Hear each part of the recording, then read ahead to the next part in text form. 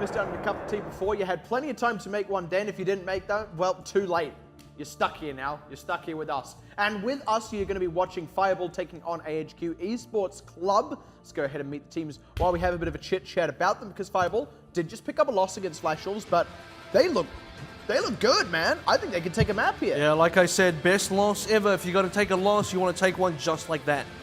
Yeah, probably one of the better 0-3s, not just for Fireball, but for a lot of teams so far. They had a lot of things that we said, they're improvements, they're things that they can use against other teams. Against Flash Wolves are still a team that can defend against some of the holes in their plan getting thwarted a little bit, but AHQ still at that level, so Fireball will still have to work hard, even if they do manage to find their moments of greatness. But then again, it's still doable, still very much within the realms of possibility.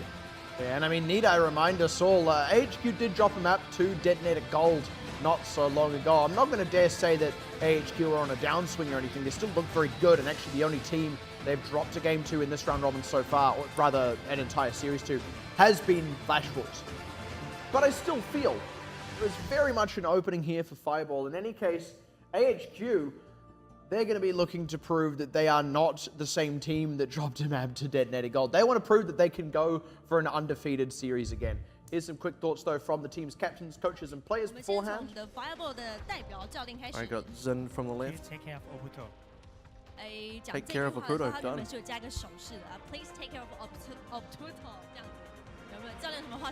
And Nitro on the right.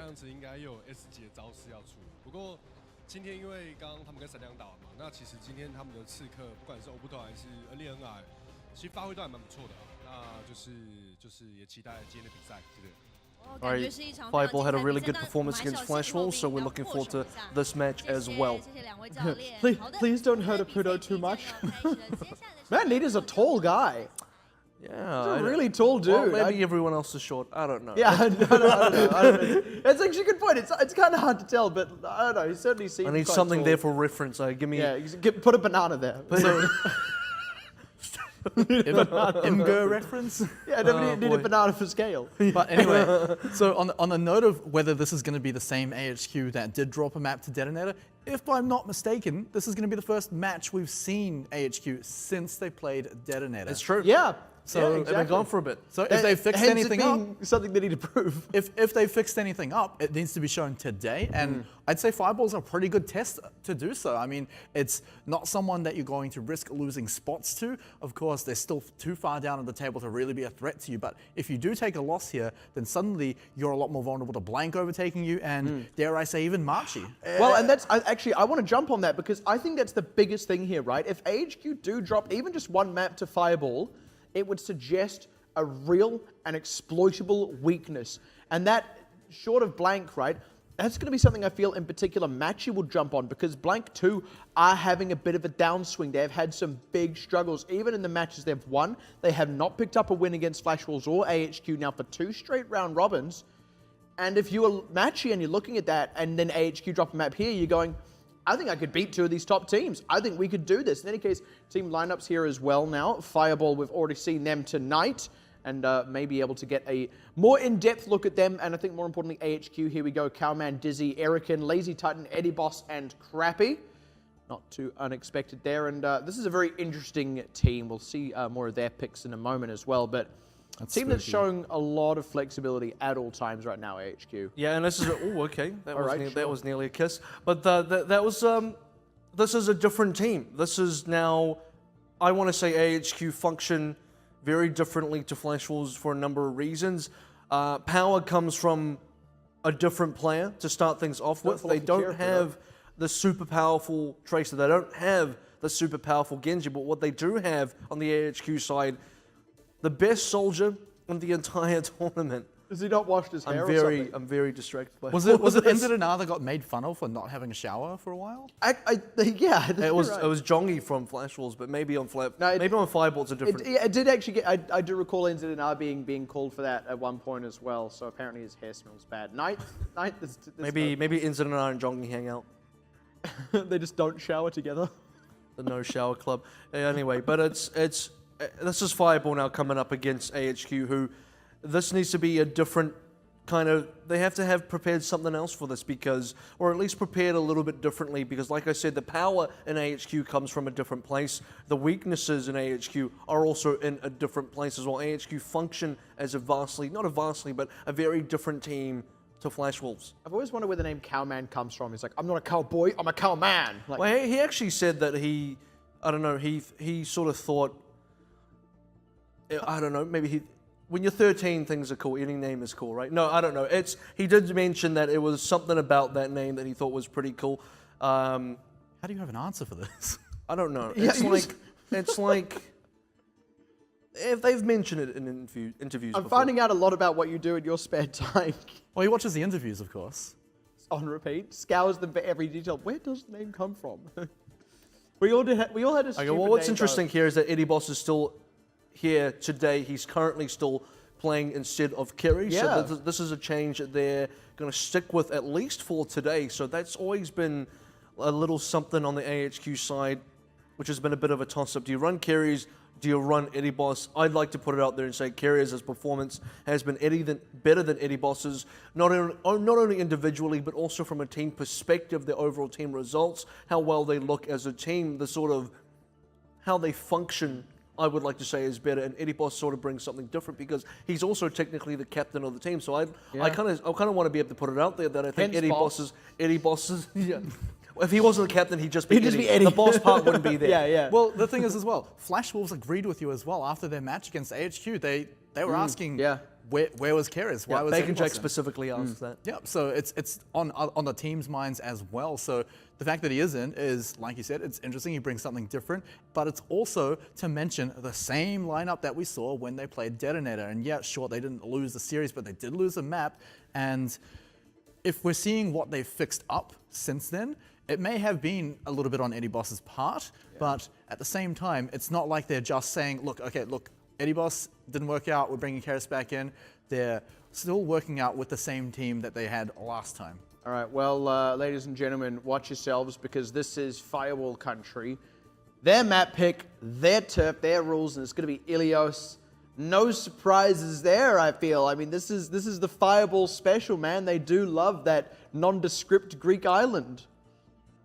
Yeah, exactly where in the Mediterranean is it? I don't know.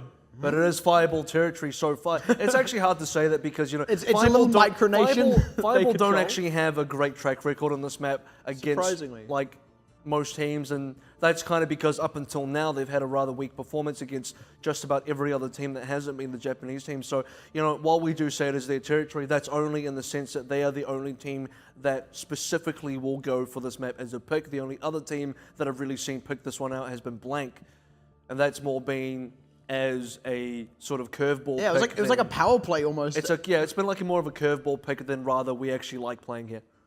Yeah, I think they were picking it against Fireball. Yeah, they were. So, that's correct. And that's why I say power play. It's sort of like, your country, our country. But then they kind of left it after that, so they didn't really commit to the invasion or anything. They're sort of like, yeah, that's right. Well, that's who's boss. And then kind of left it, and then Fireball kind of sat there like, so well, I guess we can take every other team here. So kind of what teams did to Blank with Numbani. Yeah, tasty your own medicine. In any case, Ilios, yeah, nondescript pseudo-Greek isle. It could be, it's definitely somewhere in, like, off the coast of Greece. I don't know. Always wanted where. Because I mean, no one lives there because everyone's always missing when we go there. But Fireball currently live here. If anybody, because the thing is, right, ruins are somewhere that people used to live, right? And an abandoned city just hasn't become ruins yet. It's not old enough yet to be ruins. Yeah. Leaves you wondering. Anyway, Jeff can be probably the only person that can answer that question. It's a secret. Got hit by a fireball. You're going to have to find out. Well, in any case, from Jeff Kaplan himself, I think. Yeah, Jeff, please. What happened to Ilios? What disaster befell them? And why is everyone fighting over it? What was unearthed here? In any case, hitting up ruins. Excuse me, for this first one. And yep, there is going to be a Widowmaker. It's going to be on the side of HQ though. Normally we've seen Aputo pulling this one out, but no such on Fireball this time around. I actually have to see how Fireball going to deal with this one as well. We haven't seen much of Lazy Titan on the Widow, but it has been one of his flex picks, a rather rare flex pick, so, you know, get the most of it while you can. Well, Ilios already out of the picture, and is very unfortunate after what Bacon Jack was doing to him last game. They do get a good answer back on Eric, who's the only tank here, so if they kind of put the pressure on now, Fireball can maybe find something in this, but losing Rocket does not bode well, and Dizzy is kind of doing a Bacon Jack and getting free reign over this back line, and well, this is AHQ's territory now. And AHQ are slowly picking apart Fireball, so not a great start. The kills are definitely coming in. If we've sort of complimented Fireball on their damage control before, this is not damage control. This is a full wipe going in the favor of AHQ. And they've set the standard strong here onto Ruins. That they absolutely have, and that wasn't even out of Lazy Titan's picks. I mean, if anything, I barely noticed Lazy Titan, so they did that with pretty much just 2 DPS and 1 tank. It's been a lot of Cowman, actually. He's been the one really picking up the kills. Do get the trade finally onto Dizzy, but I don't know if Fireball really get in here. Infraside already out as well, and Cowman, I'm ready to see this Dragon Blade come out. Yeah, I guarantee it's going to come out. Lazy Titan can kind of get some people low first. Very early commit out of Fireball. They really want to go for this one. But is that? I don't think that Nano Boost actually got onto Apudo. In any case, his Dragon Blade only getting Eddie Boss, not ideal at all. And Dizzy answering that one back. Now Erican committing his Primal Rage to continue the fight for AHQ.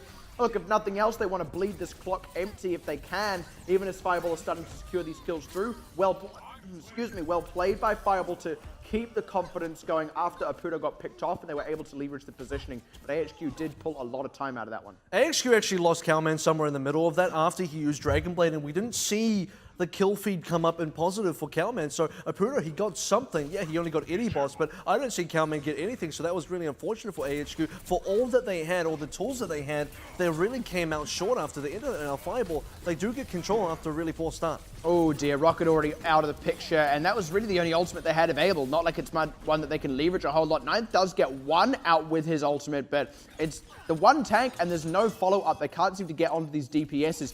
Even Apudo's having a hard time actually dealing with Lazy Titan. Good pick off at the back end, but AHQ do get the cap through. This isn't opening though for Fireball. Oh, never mind, not anymore. Apudo died, window closed. The window does open up for AHQ, and it keeps opening up wider and wider as they're about to delete right on through it. 60% now. They're about to double the progress Fireball have sort of gotten themselves in. Fireball, they need to find an opening here. Lazy Titan is still onto this Widowmaker.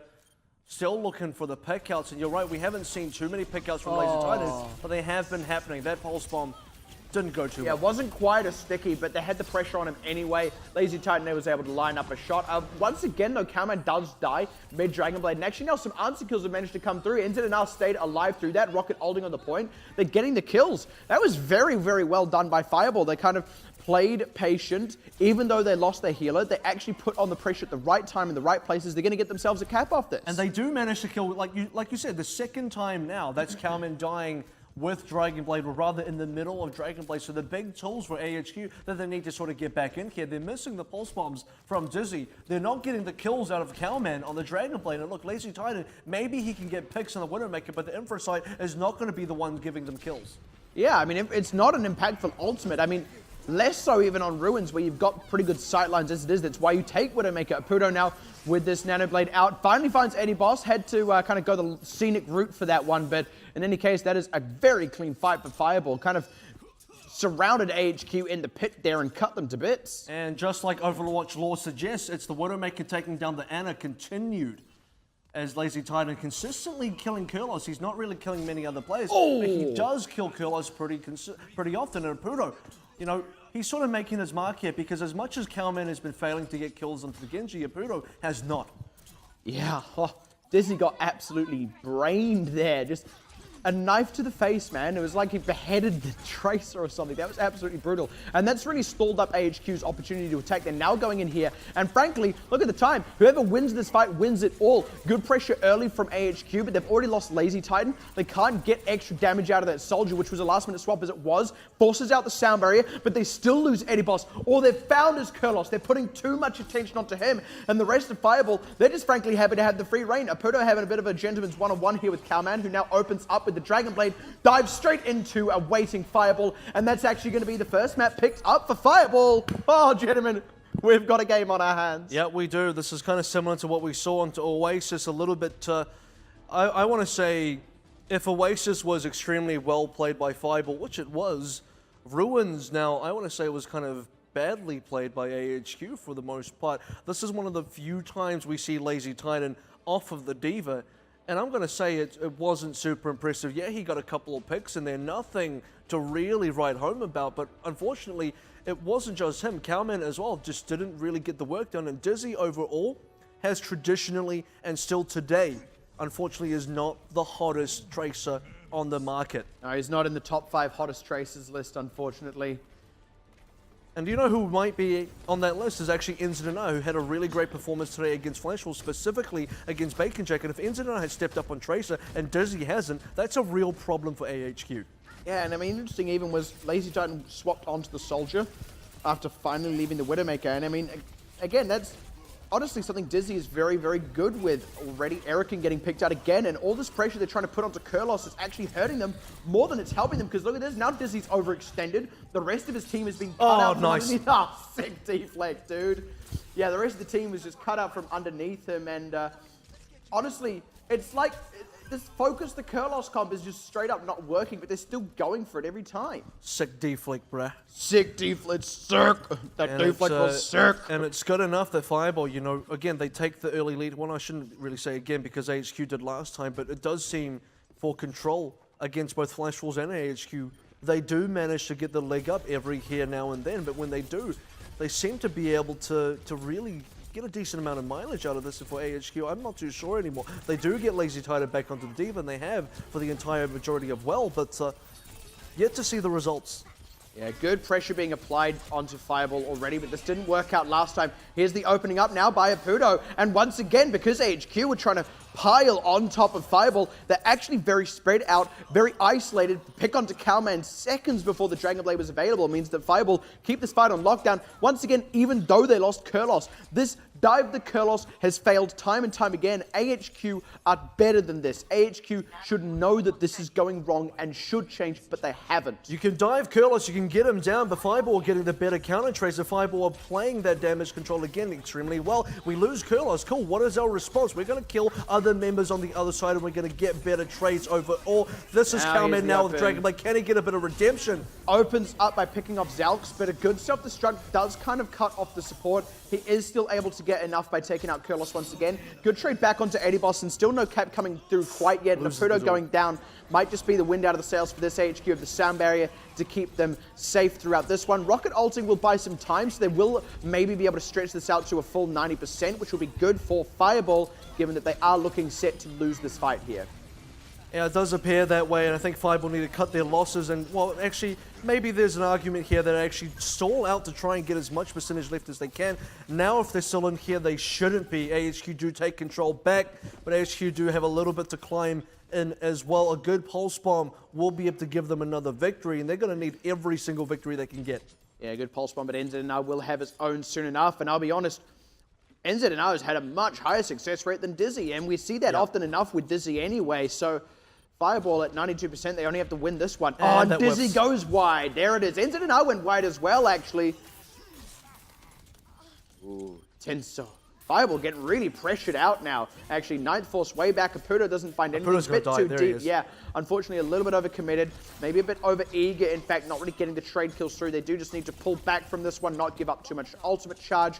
Try and come back in with a better array. And really well played by Erican as well, getting the double kill there, just sort of buying a bit more time for AHQ. Yeah, Dizzy went wide with Pulse Bomb. NZNR did as well, but only one team got any picks out of that last engagement. It was a bit of a little bit of a scuffle, but it was enough of a scuffle that AHQ do climb further up on that progress bar. Now it's going to be the time to commit.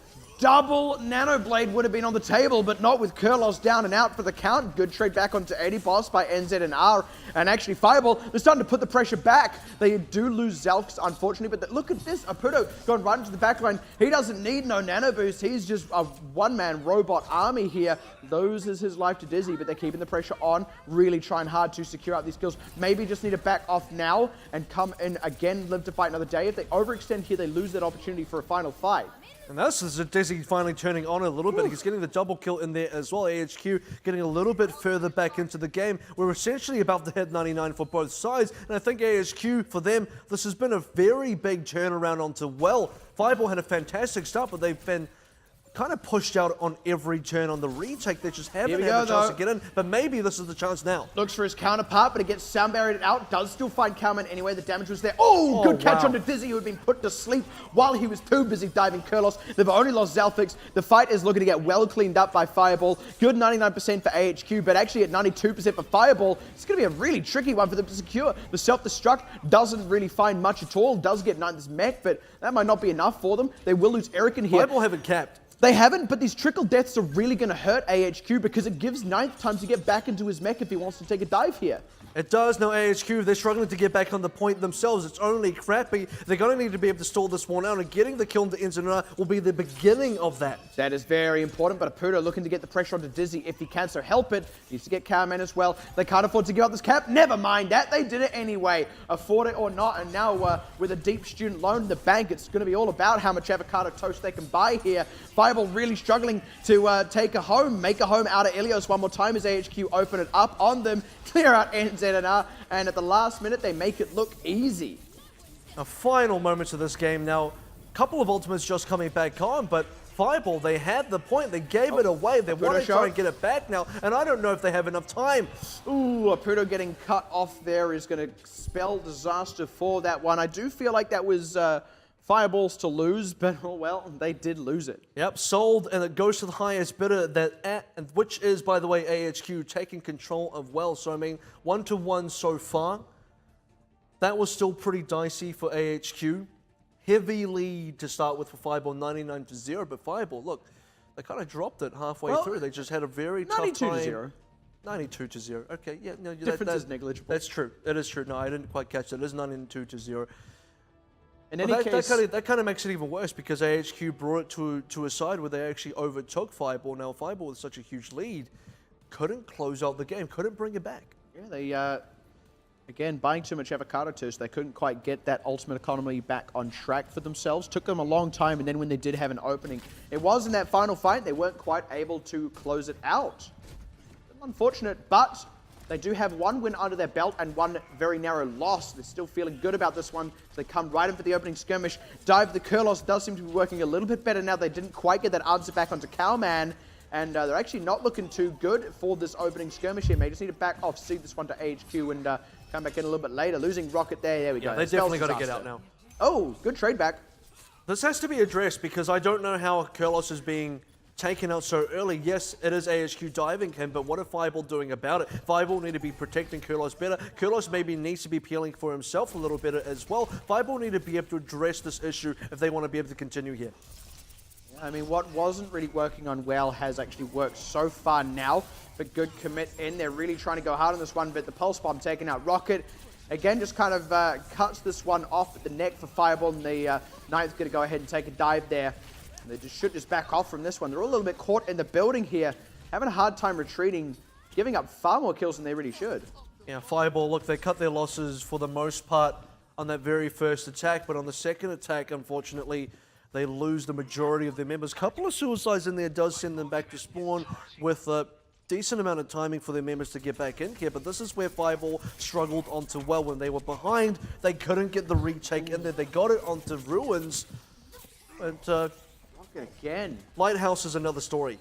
Yeah, very different story so far. Not quite finished just yet. Still plenty of time for a redemption arc. And actually, here's an opening. HQ have spread themselves a little thin here. They try and open up with Aputo's Dragon Blade, but he's just darting around, finding nothing. Going hard on a Diva mech now. They do start to secure a couple of kills thankfully through that Pulse Bomb and Diva self-destruct. That was really ultimates for ultimates. Fireball does come out on top, though, and really, at the end of the day, that is what counts. Really late commit from Eric as well. This is not going to do a lot. This is going to maybe get a couple of kills, Cowman but eventually he will go down here because, look, the point already went over to Fireball. I think maybe Eric thought he could stall out the point for a little bit longer had he been able to prevent the cap, and that would have been a very good play. Bleeding out the progress in the favor of AHQ would have been very good for them. Would have quite possibly gotten to 80+%. Yeah, which would have put AHQ in a winning position. Well, they are still well favored here if Dizzy can find something with this, but never mind, of course he can't. They do still down get Kurlos, goes. And that's how they're doing it. To answer your question, they're just sending in Erican as like this simian hit squad, and now looking to clear out the rest of Fireball. Get this point back under their control is AHQ, and Well, after a bit of a tight one, they do look a little bit more in control back on top. Yeah, a very clean contest, or rather a recontest from AHQ. Starts the game off with Ilios.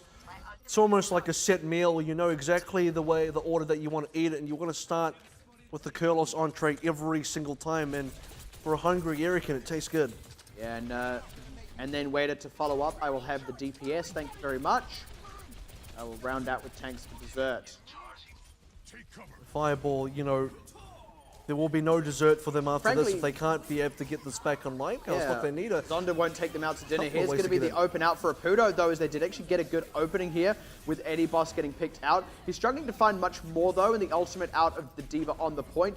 It does mean AHQ, I think, even if the cap goes through, will get this up to 99%. That's really best of a bad situation. It's a very late commit from Cowman, actually. I don't know how much he can really get. Fireball do still have a good number of members, but actually, turns out it's going to work out for them. They get a good round of kills, and that's bought them time to regroup and try and come back in to contest this one. Fireball do get the cap, but AHQ, they're not done just yet. They're looking to pressure Apudo out of this one, and that's going to mean they don't really have enough on the point to defend this fight. It's 9th out of the mech. The ultimate runs out for Rocket, and AHQ, they just want to get right back on to taking this point back off Fireball. You're absolutely right. And Fireball, they just managed to cap it out, but already losing members. Like, they barely have enough members to hold it out after the cap. It almost feels like a very short-lived turnaround from Fireball, and it is, because AHQ, look, they brought it back. Look at that, and that is phenomenal service, isn't it? The second you're done with your entree, the mains are right there. They know exactly when you don't even have to ask. That was just frankly well done, and as it turns out, Fireball make for one very balanced diet. And it's almost like the second flight you check out is, oh no, AHQ got in there first. They bought it up before you even had a chance to have a look around. Yeah. The real estate on Ilios is just disappearing. Yeah, exactly. And like I said, man, Fireball have bought far too much avocado toast. They cannot contest these house prices. Fireball, this is kind of staggering because I feel like their Oasis performance was so much better across all ends, even on the maps of even on the maps of Oasis, which they lost. They looked and it felt like they were far more in control. Now this is something Fireball have already won. AHQ are going to start with Lazy Titan on the winner again. I don't know. Well, that didn't really work for them last time. They feel like it could work though. I will actually say with the Oasis, there's actually a repeat performance of what we've had so far, where they won the first one, lost the next two, and then the same team combo, the third one, was able to overwhelm them, where first time around it failed. Please. And Lazy Titan! Apudo finally goes, oh god, we need to deal with that. Gets right on top of him, but again, much like what was happening last time around to Dizzy, this time Apudo kind of comes back to find his entire team has been taken out from underneath him, and this time AHQ finding some success with that Widowmaker. And that's the thing, because Lazy Titan from before, he had a pretty slow start to get in there, to get himself warmed up, to get the picks in. This time around, straight 2 headshots, opens the point up completely for AHQ. There's not even time for Fireball to retreat out there. They're so deep and so committed into that, it ends up being a full wipe in the favor of AHQ, and this is looking so much better for them. Really is. Lazy Titan well set up, very uncontested, and once again, if Apudo really wants to go deep enough to deal with it, he's going to leave the rest of his team so exposed, Dizzy and Cowman. It feels weird to say that Genji needs to be babysitting the DPS, the healers, but it really is what's happening, and they're getting so hard pressured here. AHQ, they're executing this a lot better than last time, but also Fireball aren't reacting to it half as well. And how many times are these healers going to get picked at the top of fights? The rest of the team is just going to have to take a dive or try and go on full retreat. That Pulse Bomb decided the fight before it had even started. It's like a dirty habit, and you know exactly where you want to start. And Ilios has been the sacrificial lamb in the Flash Wolves game. He's been the sacrificial lamb again now in the AHQ game. He just can't get a break. Oh, that's one way to take out Lazy Titan. One way to take him out is for him to take himself out. They still lose Ilios. Cowman able to answer onto Zalfs as well before Dizzy got taken out. So all these response kills from Fireball probably aren't going to be enough. The sound barrier as well out of Crappy will keep the team well tided over. They're going to be able to get themselves a full 90% here before Fireball look even prepared to contest properly.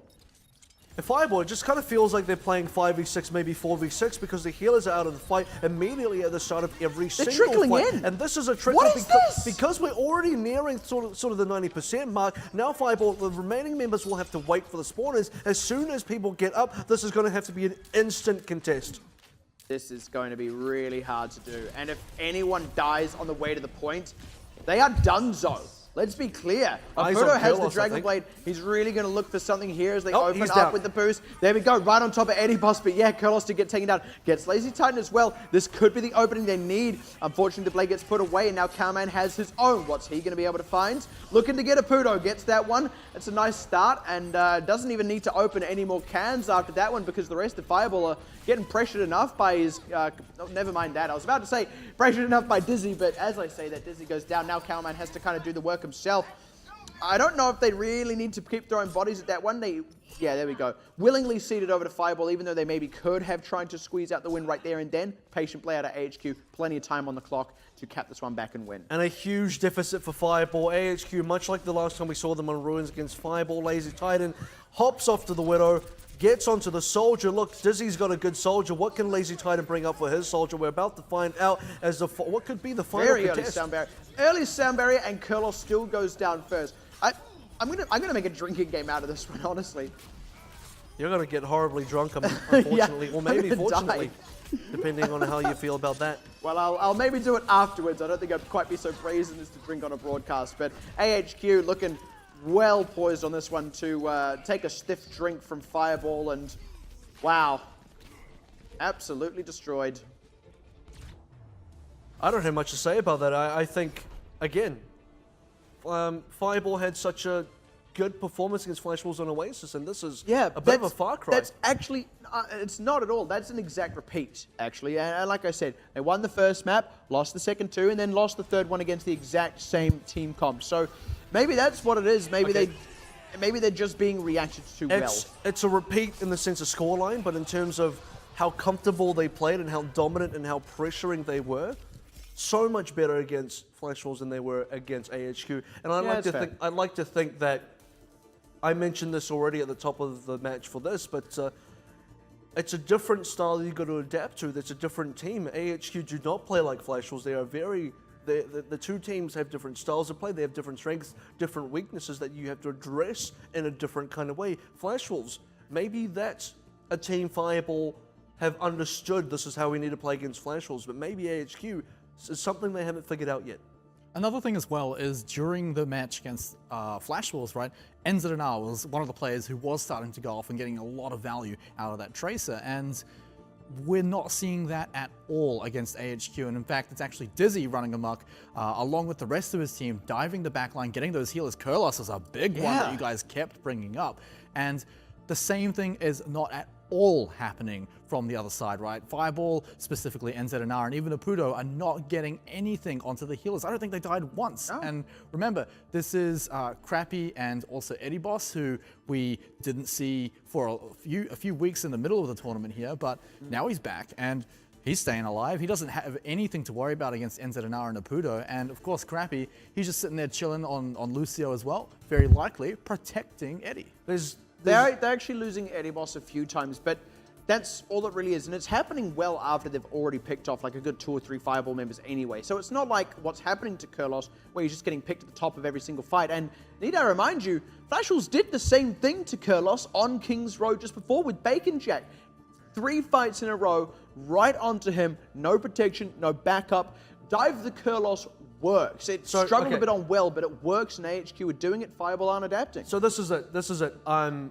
It's Fireball don't necessarily target supports. It's not their main focus here. When you look at how they performed against Flash Wolves, they go for the DPSs first. They got Zonda a considerable number of times across 2 separate maps. They get Bacon Jack in there if they can as well, but specifically Zonda was the main target of this. This time around, they're really struggling to be able to do that. Look, Apudo picked out Lazy Titan a couple of times. Wasn't really a big deal. I don't think Lazy Titan was necessarily a huge factor there. Maybe in the first fight with a double kill, 2 headshots, one right after the other. That really set a good sort of foundation for AHQ's positioning and control over Ruins the second time around. But aside from that, I don't think Lazy Titan was especially impactful on the Widowmaker. It was essentially Dizzy having quite a decent amount of control of the map, and Kalman, he wasn't a massive deal, but he wasn't really contested either. And AHQ, those 2 DPSs, those were the ones that Fireball struggled to take down. I actually think one of the big shines there for me was Erican, personally. Yeah. Because it wasn't just Dizzy diving Kurlos. I mean, he was doing a lot of the work, sure, but Erican was very well committed to it as well, and they were juggling that very adequately. Like I said, I feel Well was the one place they were actually not pulling that off, and they started winning when they just kind of started playing a slightly different tactic. I mean, Dive the Kurlos just wasn't really working. I think it took them a bit too long to realize it wasn't working, but they did do that, and then later on other maps, it was just working, and they were able to execute it fine, and did so with high proficiency. And like I said previously as well, this is an issue that Fireball need to be able to address. Both supports dying very early. Look, it is Kurlos, but it's not just Kurlos, because Zelfix usually follows Kurlos right after. It's like truck and trailer. Both of them just kind of go down one after the other, holding their hands as they drop off the point. So something Fireball need to be able to look at, find out how it's happening, why it's happening, and what they can do about it. Yeah, kind of like a Romeo and Juliet, you know, one goes down and the other just can't go on without them. Except they both die for real the first time, is Yeah. the problem, right? That's the only difference, yeah. And it's not themselves dying, it's Dizzy. It's Dizzy is killing them, Yeah, right? Dizzy, And- yeah, and yeah. It's not like everybody. Okay, No, okay. it's So Eric as well, actually, really. it's and they're also not from Italy. They're from Thailand. It's so there's a lot of actually- differences. Yeah, it's actually not anything like Romeo and Juliet at all. You're quite right.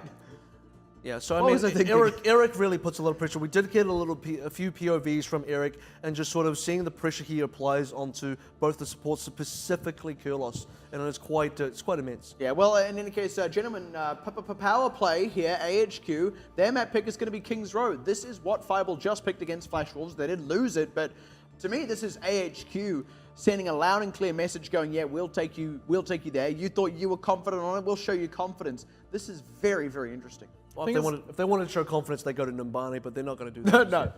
No, if they wanted to show dominance, they go to Numbani. Yeah. The thing is, I think they can play pretty well on both of these. It's almost like they can play close to their Numbani level on King's Road. It's almost like they're a good team. Just a really good team everywhere. But the thing is, about King's Road, right, it's all about that first point, because I love it, the way AHQ plays it, is that they'll leave Dizzy just up in that window almost alone half the time, but sometimes they'll leave their Ana player, whether it's Keras or Eddie Boss, doesn't matter, he might be up there half the time. But the key thing is Lazy Titan is on speed dial, and the difference between how Fireball play that defense is they had their Diva up there from the beginning. AHQ will leave Lazy Titan on the ground until suddenly Dizzy is in trouble, and only when he's in trouble, not when Dizzy can handle a 1v1 or even a 2v1. It's only when Dizzy says, all right, look, I actually can't handle this, guys. Bring Lazy Titan up. I like this. Lazy Titan, what's your emergency? There's a Winston. I'll be right there. It is. It's like an emergency helpline. You're right. I have Lazy Titan on call. Lazy Titan putting in the overtime hours. I still think that AHQ have a stronger performance without Lazy Titan playing something like with Lazy Titan on the Diva. This is the comfort zone for AHQ. Yeah. A lot of what AHQ are trying to do here is try and break out of their mold, which is Dizzy just plays Soldier. Dizzy cannot only be a Soldier player if AHQ want to progress. He needs to be able to play other picks, which is why we're seeing the Tracer come out of Dizzy specifically. This is also why we're seeing Lazy Titan pick up other heroes as well. We have to see some more flexibility out of AHQ, and so far it is working, but it is only working against Fireball. And I would also say the same actually of Flash Wolves previously. I feel like that was a lot of where this putting Zonda on Genji was coming from. You need to show flexibility. It's not even about showing it, you need to have flexibility, right? I mean, whether you want to let other teams know about it or not, you need to have it, and it needs to have been tested against other teams in a real tournament environment. I feel like, in a way, Fireball is like the safest challenge if you're wanting to do Right that. now. Right now, yes. But even then, that is a balance that is getting upset by Fireball. They are no longer a safe challenge. They're a challenging challenge.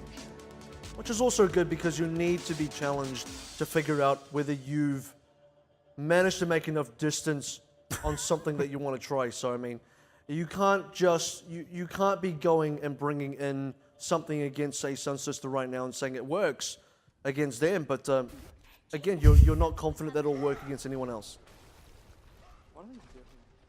They were all the way at the first point, actually, and then they're like, nah, jokes. No May and Reinhardt. Running a Demon and a Reinhardt, so I wonder if this is a triple tank. Indeed is, and they are themselves going onto this area. This is something AHQ special. Yeah, this is something AHQ are phenomenal at, but hey, wait on a second. Enter it out. No, okay, it is. Okay, if we're talking about what's on the menu and the entree is usually Kurlos, well, I mean, the AHQ special is the triple tank with Dizzy on Soldier. Yeah, this is the set menu, the HQ set menu. Yep. for 6 people only or more. For 6 people. I don't know, that last part. I'm gonna be didn't honest. really make sense. We've pulled this one and the avocado toast to their logical extension. We need some new references. And well, Fireball putting the pressure on the Cowman. Not quite finding him just yet, but they have really put AHQ in a corner here. If they can secure down some kills here, this will set them right. But they need to actually secure them fast because they are not looking in too great a shape themselves here. And they're getting pressured. Oh, it blinks into a fire strike, and that could just be that. They did get themselves a nice third. They are unfortunately not quite getting the second third as Dizzy picks up Rocket. Fireball that will flag their retreat. Aren't looking too bad though to come in for another one. And hey, look, Kurlos died at the end. What a change. That's a little bit different, so I don't know, maybe a little bit of improvement out of Fireball, but certainly not improvement in the sense of getting the cap. This is why I say, look, AHQ and Flash Wolves very different play styles than Fireball. They got a super clean 0.1 cap against Flash Wolves. So far, this has been a little bit of a struggle, even though Kurlos has stayed alive, last person to die. I mean, Fireball, the distance is so far not there. Well, they need to actually get the pressure onto this one fast before any of these good synergistic ultimates with this nano boost come up. And Dizzy is getting as close as possibly can. They're going to open out with it anyway as the Kudo opens up with the Dragon Blade. Sound barrier is there. Ends in an R. Pulse Bomb goes wide. But they've got themselves the second thirds. They'll tickle them, consider themselves happy enough with that. And now actually getting the kills to secure it out even after all the ultimates were exhausted. Going to train down Eddie Boss now. And nothing quite going to get nerfed on the point here as Knight is still well in control of his own mech. And Lazy Titan just lost his again. That's actually a really good fight by Fireball. It's a good fight, actually. They're starting to really come out on top of that. Clean up all the players, get the cap. So it was a big struggle, but AHQ, the defense was broken. And it won't be a full reset. The unfortunate thing is AHQ held on to a decent number of ults that could have turned things around. Yeah, I mean, I don't know that they should have relied on that nano boost in the way that they did. I mean, they did actually have the Earth Shatter. Unfortunately, lost Dizzy a little bit too early just before the Tactical Visor went out. Fireball are playing a bit of a dangerous game here right now, trying to pressure AHQ deep here, so they do smartly back off. They would have been running into a lot of dangerous ultimates otherwise. All right, so Graviton Surge is ready for Cowman. How he gets this out is going to be really interesting. Easy Black of the... Hold on, Fireball committing. They nearly got Dizzy actually. Now Pudo opening up with the Dragon Blade, wants to make it happen. Only finds Crappy. This is, that is way too deep for them. This isn't a safe place to take a fight because it's an uphill battle anyway. That was very, very greedy out of Fireball and absolutely punished. You can only have so much of that AHQ special at once. And absolutely as well. Erican decided to be the Punisher himself. Earth Shatter slammed Fireball straight back off the cart. Even now AHQ, look, the cart is barely around the bookstore, so this is a nice defensible position for AHQ. This is roughly where you'd want to be defending if you're the defense team with a fresh card anyway. So for AHQ, minimal losses. Yeah, it looked like Fireball were backing up, but right as that seemed to be happening, they then recommitted and now all caught up in a Graviton, already looking poised to be cleaned up, especially with Dizzy fighting NZNR there. No such flank for you, no sir. And now AHQ are the ones all over this. Fireball, they get punished for that overextension, that aggressive move, and that punishment is not looking to end anytime soon. This is going to be like the full-on 10-minute timeout. Yeah, I respect what Fireball were trying to do. They're trying to buy a lot of space for that cart, but remember, they're playing 5 versus 6. Yeah. AHQ also held on to ults they didn't use on the first cap, so... I mean, and that's the second time Dizzy has easily won a 1v1 against NZNR. He's one of the few soldiers that can just consistently beat out anybody. It's someone's job on the team, on every team, to keep track of what ultimates the enemy team should have. They should have known. Earth Shatter wasn't seen. Tactical Visor wasn't seen. Graviton Surge wasn't seen. They should have known what they were fighting into, but they didn't respect it. And this is the continual fallout from it, as now AHQ just have far more resources to use at their disposal. Fireball starting to try and open up this fight, but there we go. An uphill battle. AHQ still had more in the back pocket, and Fireball committed a whole chunk of their own anyway. Got completely wiped. They did actually draw everything out of AHQ this time around. Maybe they can break it here, but I still kind of favor HQ coming into this fight just because Fireball have failed to respect them. They're going to have to break it here because you're right. This is where where AHQ used everything. They're still managing to get these entry frags. Even though it's not on Kurlos, it's on somebody. And even it doesn't even matter who it is because it slows down Fireball. Fireball have lost so much time, so much card distance. Look at where it is now. It's no longer even around the first bend. Here we go. They have to win this fight and then regain momentum, and already opening up the Dragon Blade is a good way to do that. They find Cowman, they get Eddie Boss as well. The sound barrier keeping them safe as Erican gets picked out, and they have found that opening. That is not unsurprising just from a pure ultimate perspective, and credit to them, they have now held on to a decent round of them. But AHQ are very close to equalizing the ultimates as well. Can almost certainly take a fight here before the cap. Yeah, Fireball were easily favored then. I'm glad they won that one because they had a similar fight against Flash Wolves, which similarly on Kings Row Streets phase are really bosh, and this time around they look to cap this one out fairly comfortably. Good pick onto Cowman as well. That was actually very well executed by Fireball. AHQ could have gone in for a contest there, but Fireball used the right tools in the right way and positioned themselves very well such that AHQ couldn't safely commit to that one. Yeah, Dizzy again. Punishes NZNR. But yeah, I like how they safely pushed AHQ back without overcommitting, without using too many resources. Do seem to have learned from that earlier mistake. You do see Fireball's playstyle. They do like to pick out the main soldier play. They do like to pick out the DPSs. Zonda, look, he's a good soldier, but defensively, he isn't winning those 1v1s versus NZNR. Dizzy, though, is a completely different player. The most dominant soldier in the competition. You do not get out of a 1v1 with this guy. And really, they're just going to have to try and absorb ultimates here. Want to do that as early as they can. Kurlos has already thrown out the only thing they had at their disposal. And now, this is AHQ's game. And don't even need to commit anything more, really, than that Nano Booster and Earth Shatter. That is the wipe to come through. And really, they wanted to draw out more if they had played that smartly. And I'm not even sure why Kurlos committed that ultimate. The only one he could have saved would have been Zalfix, and it was too late for him anyway. And now, actually, still an uphill battle. Not much time on the clock. AHQ set themselves in a pretty decent position. Fireball lost all the momentum they ever had here. A lot of ultimates for AHQ. Couple coming up for Fireball. Not a lot of times that here's the engage. Yeah, it does find Crappy at the top, but they're all caught in the Graviton as is expected. And yeah, you're right, it is Lazy Titan who always gets those ultimates. Well, that was that, and there is still a little bit of time for Fireball to come in for one final fight, but it is not looking too great because they're still going to be fighting into an Earth Shatter and a Sound Barrier and a Tactical Visor, and they don't even have those kinds of ultimates themselves. Yeah, and the gong was sounded again, and this has been sounded quite a few times. The full team wipe against Fireball, charging up all the ultimates for AHQ. Earth Shatter has been so integral for AHQ. Erican gets it up so quickly as well, and it's been very deciding for their fights. Oh, NZNR is caught in the same 1v1. Good dive onto Dizzy, but the rest of the team is caught in an Earth Shatter. Oh, NZNR takes his own Pulse Bomb off the table, and they've already lost the fight. Now, they had to get the pick on the Dizzy. They did. Wow, what a monster. He gets a 3K, gets a 4K, in fact. Oh, dearie me. NZNR lost that fight. And AHQ didn't even use Sound Barrier. Right at the end there, Crappy threw it out as the game was won already, just to say, look, I had this all along. Even if you wanted to engage here, you were going to play into this. And so AHQ, they had all the tools. They were ready for it. Fireball, look, they broke Flash Wolves a lot harder than what they just showed here against AHQ. And that triple tank lineup of AHQ is still so insurmountable. Yeah, that was a little bit hard to watch, actually. I mean, it didn't even look terrible for Fireball. They were doing fairly well, had broken the first point, got through the arch without any real drummers, and then made a terrible, terrible mistake. A mistake that by rights they should not have made. The overextension.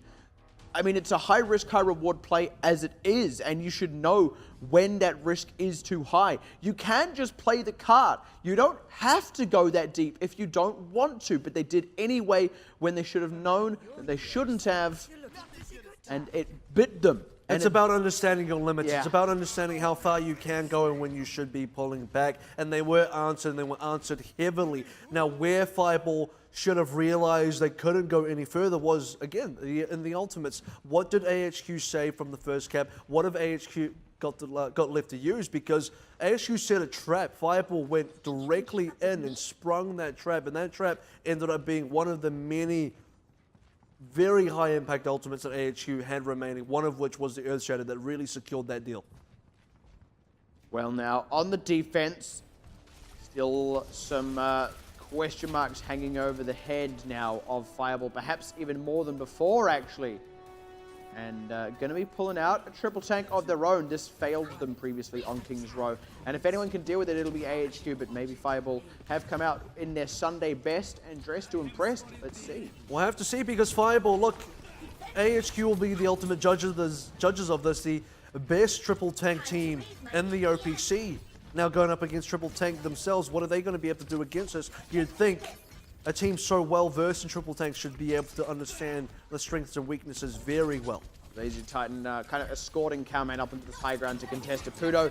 Now they've done what was done to them. Forced Fireball into a corner. Good job by Zalfex to kind of duck and weave through that one, trying to stay alive, but he still gets taken out of the back end of that one anyway. Now this is AHQ Town. You're just living in it, and you're paying them rent, and you just can't afford it. You're going to have to move out. Oh, London's pretty expensive anyway, so it's not really a big surprise. Move to the suburbs. Like Fireball, they got pushed out of that one pretty cleanly. We saw a clean attack from Flash Walls earlier on. I gotta say, this one looked pretty good as well. Now, this is interesting. Let me talk about this composition really quickly. Hello. It is gonna be the Orisa. This is interesting because usually Rocket would switch on, would stay rather on the right hand. It looks like he's actually heading back double to shield. change. Well, you would have if he wanted to play that. That's how they should have played it. But he's not even going to go for it. They sort of considered experimenting with it. In fact, Ninth hasn't even changed. Now he finally has. Well, it's a surprisingly long walk into that base. It is. If they didn't want to do that, they should have probably considered it a bit longer, because it ended up being a bit of a waste of time. Has certainly mean they lost the opportunity to take an early fight in the streets phase and try and swing the momentum in their favor. And they're now going to have to take a very late fight. Really a lot more on the line. And this is an opening out by Cowman already. Hasn't even found much. In fact, gets taken out. That was a little bit too deep for him. Good response now by Apudo to go on the aggressive. Ninth getting pressured out, but he's really the only one. HQ do still have ultimates to commit.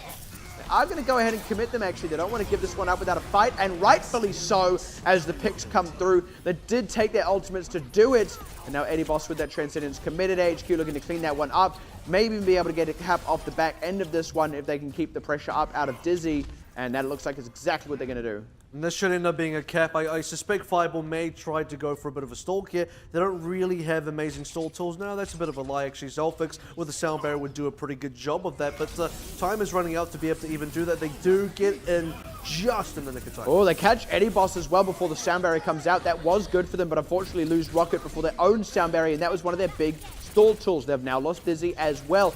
Already looking a little bit troublesome here for AHQ. Let's see what they can catch. Good catch onto Crappy with that Pulse Bomb. And that should actually secure the fight for them. Very well done by Fireball. A very worthy contest. Yeah, it was. I gotta say that ended up pretty well for them. Like I said, they had the correct tools for that. Sleeping all the way down to the bottom of the foundry. That's pretty rough.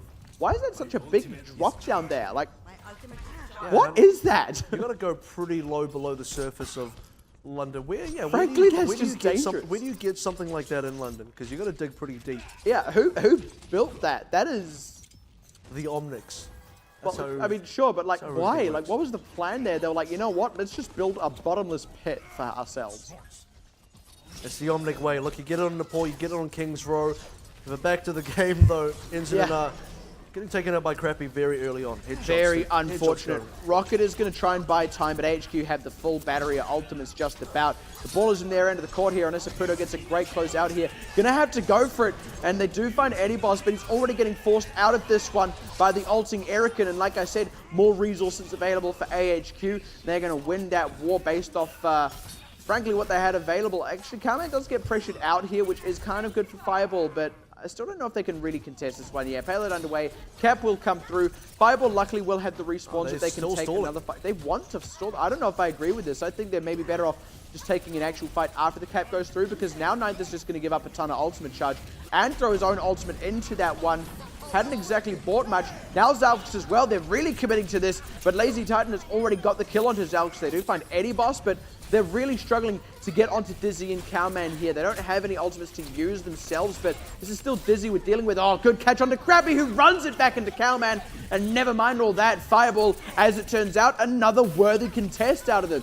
They're getting away with murder here. Yeah, and Incident is the instigator of that. This has been the guy that has sort of pulled a few miracles out for Fireball in many games and not just this one. And Fireball, I got to really respect their decision to try and hold on to this, because I don't think it would bode very well for them had the cap gone through. It doesn't take the distance to the actual final cap point itself, where Fireball left off, is not that far. So, I mean, this is it for Fireball. If Fireball don't finish the hold here, I don't know if they can hold at all. Yeah, if Fireball dies before Rocket rather dies before he gets his ultimate, that'll be very, very bad for them. Ninth picked out of the mech. That's actually going to be the commit of the Nano Boost onto Rocket, who, like I said, has the ultimate. Sound barrier is there for AHQ, so they're looking well set to stall this one out before they can get the kills through, rather. Only one they've got so far has been Eddie Boss, but Aputo's still alive, still wants this. He needs to not die, though. We'll have this Dragon Blade available and can try and clean this one up as long as he doesn't die. But AHQ, they're keeping the pressure on. I don't know how he's still alive. The stall is big, and Rocket buying time with the ultimate. There is finally Cowman taking that one out. It's going to be a long time before Aputo rejoins the fight with that Dragon Blade. That is plenty enough time for the cap to go through, as now Cowman opening up with his own Dragon Blade. Full-on can over there as he slices the mech to bits, and the cap will finally go through. 2 minutes to hold now for Fireball. It is very, very ropey. And that is a long time to hold when the cap distance is barely anything. Look at where it is, and this is exactly why Fireball needed to hold on to streaks. That was their best opportunity to get a win onto King's Row. Now it's looking very, very difficult indeed. And Aputo, he's going to have to pull one out here. And it's going to be hard, because he's going to have to fight through everyone protecting these backliners. There goes the full commit. That's a great and start. Lazy Titan, yeah. Aputo knew he was dead to that. Had to try and get as many kills as possible before it came through, but it didn't even matter. Now Lazy Titan forcing the healers way out of this one. They're struggling to contest it. A couple of sneaky kills do come through in the way of Fireball, but actually decent stall there for Ninth. That might just be enough time now with the respawns coming in, and well, where's this come from? It's not over just yet, and AHQ are getting I would say, slightly desperate here. They're feeding a decent amount of members, and they are getting tracers, so it is working out in their favor. In fact, they're getting enough trace that they might actually be able to get the full cap. Oh, and picking NZ&R, whose pulse bomb goes wide as well. Yeah, here we go. Maybe a bit of a hiccup there. That looked a little bit odd. Very protracted fight, and both teams really deciding they wanted to commit hard. Well, I'll be honest, most teams wouldn't bother to commit at all, but well, it makes for exciting Overwatch, I'll tell you that much, and AHQ do deservedly pick up the win. Fireball, the real heartbreaker was on that Streets phase. They just came so close to be able to secure it, and it's a good place to be able to hold, not just because, look, the cart distance towards the third checkpoint wasn't very long, but if you're the defending team on King's Row anyway, where that cart was is a very long walk between the attacker's spawn and where they need to be. So in terms of leveraging spawn advantage, that was absolutely crucial. This is going to be the 4K out from Dizzy to close things out on Fireball's initial attack. They were already in disarray from before that fight even started, but yeah, you kind of highlighted that. Actually, Fireball, they really milked that cart spot for all it was worth before that second point. And like I said, committed to something that a lot of teams, I feel, wouldn't be bold and brave enough to commit to. I mean, maybe it's brave, maybe it's stupid, but it worked, and it was actually very well done out of Fireball. That's the most important thing. They really played that well. It was a deserved hold up until that point, and it is a shame that the cart did slip through. So let's talk about something that feels like quite a long time ago now. It's that first point, and it was held by both teams with pretty similar compositions, right? You've got Reinhardts, you've got Soldiers. I think there was a Zarya, was a bit of a difference there, but in any case, similar compositions, right? The biggest difference, though, was how it transferred to Streets phase, right? And that was where we saw AHQ get a massive hold for a very long time because they didn't swap their composition, right? And you guys said in the game itself, the biggest reason for that, they came back because ultimates were a big thing. They swing fights, and Fireball didn't manage to track them properly, I guess, and they walked into it. Yeah. In Fireball's defense, they swapped their composition whenever they go to Streets phase. They did it in their previous match against Flash Wolves, so it was very expected coming into it. So it's not like they'd have any leftover ultimates from the first point or any charge at the very least. They fully reset everything. And they come back into the Streets phase, and AHQ didn't have anything to worry about. They had even more momentum than Fireball would have had on their attack. And Fireball wasted a bit of time again with the Arisal thing there. They like kind of half committed to it, then said, look, we don't want to do this. Have to walk themselves back to spawn and get the change again. This is now a defense where you are trying to actually set up positioning for the defense, because a lot of attackers, they will push you for positioning. And if you're wasting time in spawn, deciding what you want to play, walking up, then walking back and changing, you're losing the opportunity to set up that defense. And this is the difference between how Fireball, when they went on their attack, their card they barely got past a bookshop, but at AHQ, theirs nearly capped by the time they were done. Yeah, exactly. I was about to say, I mean, that Orisa alone, normally I would look at something like that and go, well, it's not actually too impactful, teams do it all the time, but that Orisa walking, halfway there and then going back to swap up to the Diva, that stopped Fireball from contesting at the Archway altogether, which would have, I feel, been a necessary thing to draw some ultimates out of AHQ, would have actually made that hold before that second cap a lot easier. May have even actually taken them all the way on that if the rest of it had gone the way it did in that game. I feel like Fireball kind of shot themselves in the foot with that one, which is a little unfortunate because normally something like that is so negligible, so unimpactful, and it's a really hard thing to identify as something that cost you a significant portion of the game. And Smite highlights it as well in the terms of it doesn't even matter. Like that was absolutely something that cost them in terms of pure time, but in terms of pure resources, they lose the ultimates regardless because they wanted to make the change. And this isn't something AHQ did, which is how they had the resources to sort of come back in. Fireball was just starting clean, and that's a very difficult place to start from. What I will say though, on their offense, up until the point they overextended, Fireball broke the first point, and then we barely remember it because it's kind of getting overshadowed by the first point cap and then overextending immediately afterwards. But they did actually win a fight after that when AHQ still had those resources, still had the Graviton, still had the Earth Shatter. And it was because Fireball had really good pressure. AHQ maybe didn't respect that, came in a little bit scattered. Fireball really pounced it. That was why they were then able to go that deep.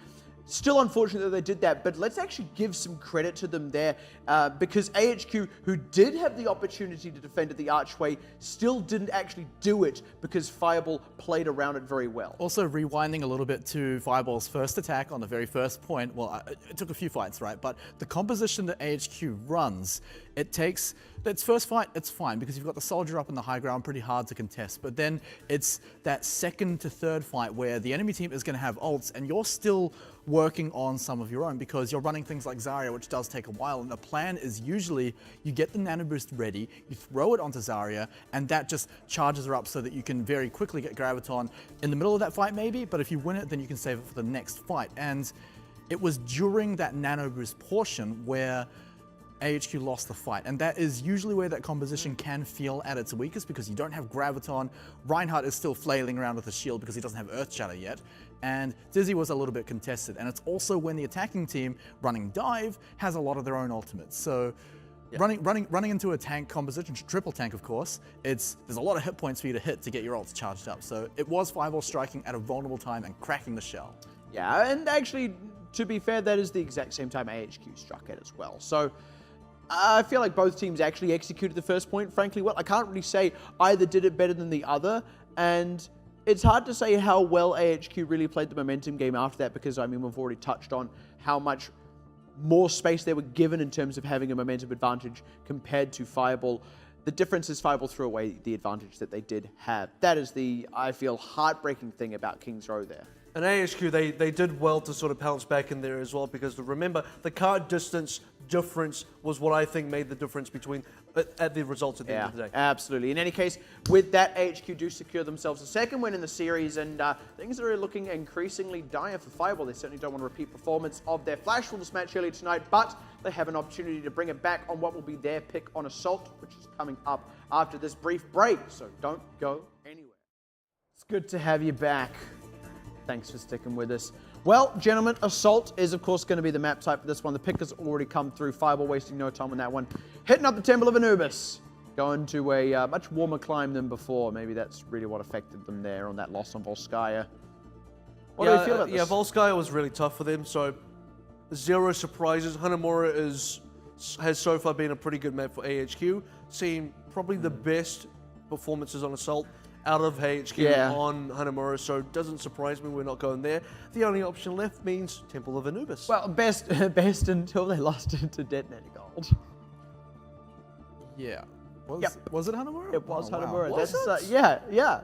That's how that happened. And also, actually, kind of speak to that, Hanamura is also the least Sombra-y assault map, and we have seen Fireball struggle both with and against that Sombra. So, well, we can screw Hanamura up and throw it back in the trash because we're going to Temple of Anubis, and we're very likely going to see Sombra anyway. And yeah, AHQ, they're pretty happy to run that. Also, we saw Fireball on Volskaya. They did try and run it. Didn't really get to see much of it because headshot by a Widowmaker kind of made it a complete non-factor on the defense. yeah. Kurlos can't take a break no matter what he's playing. Yeah. Poor guy, eh? Today is not his day. Well, I hope that this time, I suppose that's the thing. It's unfair to say that they struggled to play the Sombra comp, because actually we didn't really get to see them play a Sombra comp. It doesn't really count when your Sombra just happens to get headshot. Now, you actually pointed out that they should have really known the Widowmaker was there. She'd already taken some pot shots at the Diva. They didn't. Maybe that's Kurlos' fault, maybe it's not. Doesn't matter. Reset this one. Let's hit up Temple of Anubis and see what Fireball can actually do, because they are certainly not out of this one yet. And they are still looking good. They have failed to pick up a win so far, but they haven't horribly backslid or anything. They're just not quite going that extra little bit. And for me personally, I think it's a case of Fireball not having figured out AHQ, certainly not in the way they have figured out Flash Wolves a little bit. Like I said as well, AHQ and Flash Wolves function extremely differently as teams. They're just, you can't prepare for one and expect to be prepared for the other. You have to have something for both. It's been quite a tricky weekend though for Fireball to prep for, given that it was of course their home day yesterday. We're only taking on the two Japanese teams, but you know, you want to come out dressed to impress. And look, they clearly have been doing a lot of prep and practice because these showings have been good, but it's very hard to prep for two of the top three teams in not just a single weekend, but in a single day. You really have very little turnaround time. Yeah, exactly. In any case, we'll see what they're able to pull off here. Temple of Anubis, they are first out the gate to attack. Oh, pretty standard from both sides. Dizzy back on the Soldier means it's business time for AHQ. And Kalman, he said Kalman's had kind of mixed results on Genji today. Just kind of overall, I guess, in the tournament. Oh my. Kalman walks right into a room full of low Fireball members who look like they were ripe for the picking, but he gets picked way too early. So Dizzy goes, well, I guess I'll just get all the kills instead then. It's good trades. Yeah. Good pressure by Rocket, actually, and he does get crappy as well. Nearly dealt with Dizzy as well, but he was able to back up, heal up, and I don't really think they're going to break this point just yet, Fireball. And that was an insane bio grenade from Ilios that actually landed in the middle of that room, which, by the way, is what gave Kalman the opening he needed to get the kills in the first place. Hello? That is one of the fastest Primal Rages I've seen. That was one of the worst Primal Rages I've seen, I think. Fast and worst. Yeah, I mean, he was already low, committing onto Dizzy, who is well entrenched in that high ground. This is how Dizzy likes to play. He was sat on his healing with Eddie Boss and Crappy right there. Then Rocket got put to sleep. I mean, what were they wanting to gain? A lot of questions there. I think he was trying to preserve his own life, so a little bit of a selfish use there, but now that it's gone down, it's like it wasn't there at all. This is the opening. They've got to get something out of this, as Dizzy is already untouched with this nano boost. And Tactical Visor. Oh, where have we seen this before? Everywhere. It's like we're at King's Row all over again. As soon as Dizzy hits that Tac Visor, the brakes come on for Fireball. It is so impenetrable. That was after Fireball had actually committed their own Dragon Blade already. I mean, I would like to fault Rocket for not having that Primal Rage available, but I don't even know what that would have helped him to do in that fight. Great sticky though onto Eddie Boss. Luckily Eddie Boss doesn't quite run it into anyone else, and again Entered and is the one trying to pressure on Dizzy here, and it does work out for them. This is their big opening here. Somehow Dizzy actually killed himself, might have been a Helix Rocket thing. Kalman doesn't find anything with the Dragon Blade, stuck off in a room at the backside. Fireball, they take that crippling fight loss on the chin. They actually come back swinging very nicely on this one. Erican stalls out so that Eddie Boss has enough time to get the packs hacked back in base as he swapped out to the Sombra, and world keeps on a-turning. And the Sombra swap out immediately says to me, AHQ have given up the first cap. They know it's gone. Yeah. They know it's over. They're already setting up for number 2, not taking any risks here. And early hacks coming out from AHQ. Not only that, but the quicker you swap out, the earlier you get that EMP as well. So that's the key thing. They're trying to sort of leverage this initial weakness of picking the Sombra out. Yeah, and like I said, that's also why Erican committed his ultimate to an obviously lost fight, but this is still an opportunity for Snowball here from Fireball to see if they can pull it off, because Aputo with this Dragon Blade, they can get a few, they could be well poised, but unfortunately losing Rocket does not bode well. Haven't quite been able to close off on Eddie Boss, and now Aputo getting pressured out by Dizzy, does manage to secure a kill off the back end of that one, but he's had to back out anyway, and Fireball don't really have enough members for this, so they're going to have to back off, live to fight another day, and this time they'll be doing it through an EMP. Yep, really good kills coming up from AHQ. EMP ready to go as well. Fireball didn't use any ultimates, and, well, they might not be able to use any ultimates in the next push either, because you're right, the EMP does come out. If enough members get hit by this from Eddie Boss, well, it's lights out for Fireball once again. I'll be honest, they lost that last push the moment they lost Rocket, arguably the moment they lost 9th mech, but they stayed with it anyway, and just kind of gave a lot of ultimate charge to AHQ, and now it's an uphill battle for them because of this EMP, which is surely going to be set up. There it goes. Comes out already. They did actually get Erican, which is good for them, and Rocket was able to get the ult off in advance of that. Valk's the only one to go down so far, but here comes the pressure onto Kurlos. Double Dragon Blade. Let's see who gets what, because no one's really got much at all. Has to get zoned out by Lazy Titan's ultimate going off here. Look poised to get a third, though, as they get a good round of kills, and they can actually close out on Erican despite this ultimate with enough time to get a third. Might even get a second one.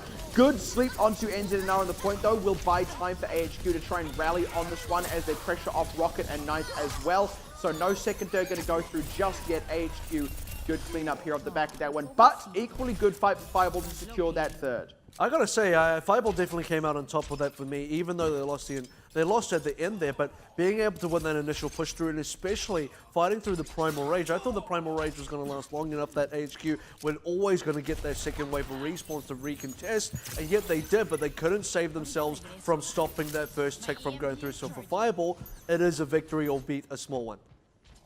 Yeah, well, now AHQ will again have that EMP available. Fireball don't have much for themselves. Very early Transcendence. They actually picked Dizzy. That's a decent ultimate. There's the EMP out, but it doesn't stop too much because it's not like they had a whole roll of ultimates available. Now they're able to get a sound barrier off. Aputo's about to have this Dragon Blade, wants to open it up to secure this fight. Probably a second, third, maybe even a cap as he gets two. Looking to get more. They're going to do it. Look at that. Oh, what a good play out of Fireball. Very dedicated commitment. Very clean, very well executed, and didn't even need to deal with the EMP in advance. They were just willing to fight through it. Yeah, mitigated the effects of EMP. Like you said, they didn't really have much ultimates to use. As soon as the EMP went out there, the Dragon Blade became available for Aputo, and that's all they needed to clean things up, and he got a multitude of kills to be able to do that. In the first third, they got from that initial push through, one of the first pushes that they made. Aputo, I said, look, that first third they got was it was a small victory for Fireball, but it carried on and translated into a full cap out. Without that first third, I think it might have been a bit more of a struggle. And that was really just two fights back to back, right? And I would argue both were a little bit uphill. I mean, if you look at it in terms of sheer ultimates, and it's hard to fight into that Sombra on Temple of Anubis.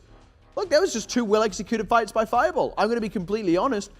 And the only thing that looked bad on that entire map was that first push that got shot down by Dizzy. And even then, they recovered well enough to win the one after it.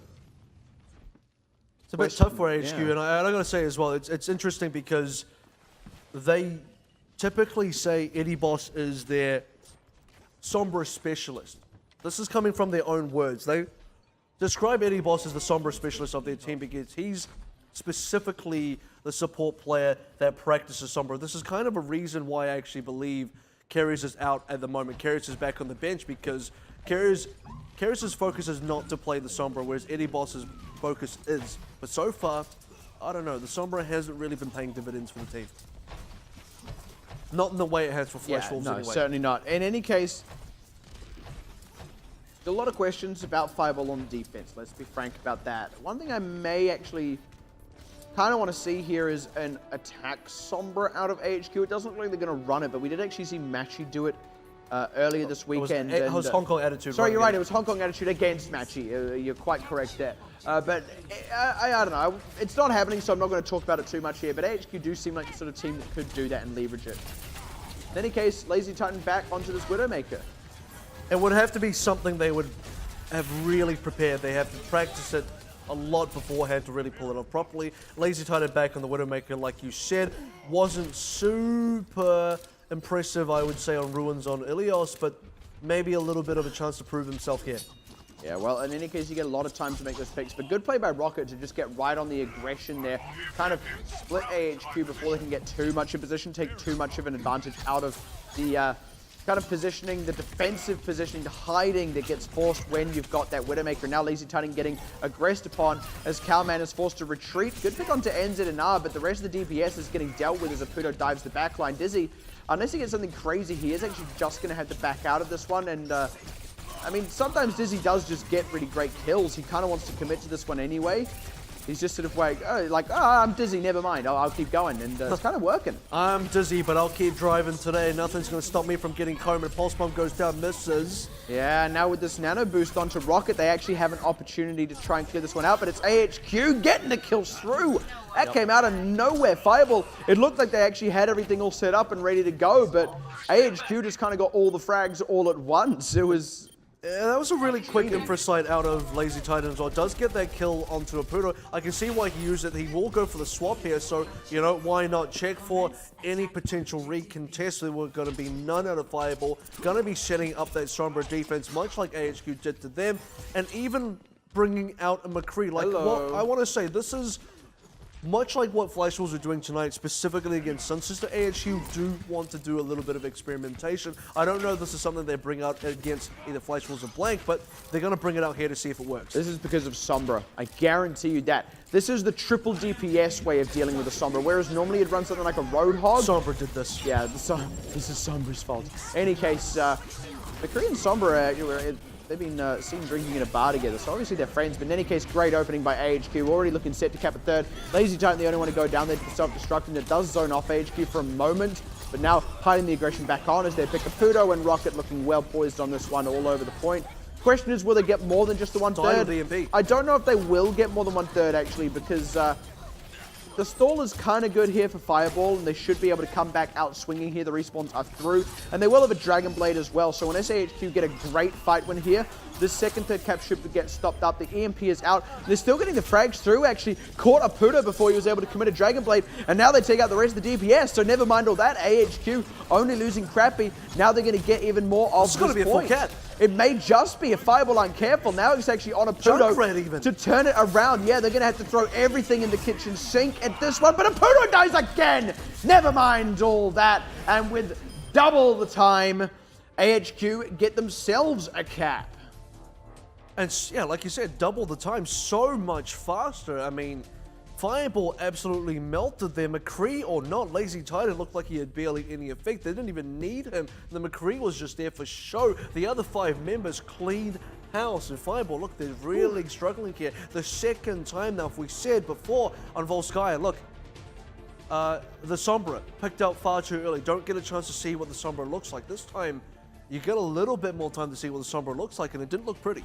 And what we didn't get to see was Aputo's Dragon Blade got shut down thrice with that ultimate available for himself. We'll have to see now how they do on their second attack. They had the lower time, which means they will attack first in the time bank. The pressure is on for Fireball. This does still kind of feel a little bit within their grasp. I mean, a little bit, but that's only, we're really saying that because they managed to get the double cap in the first place, to get to time bank in the first place. But now that we're here, the comparison is AHQ did it so much better, despite running, I would say, an off-kilter lineup, a strange type of composition, running Lazy Titan on not his best pick. He wasn't playing the Diva, and the Diva would typically be quite a bit better. I feel like Diva is one of the heroes that just straight up gets hit the hardest by an EMP.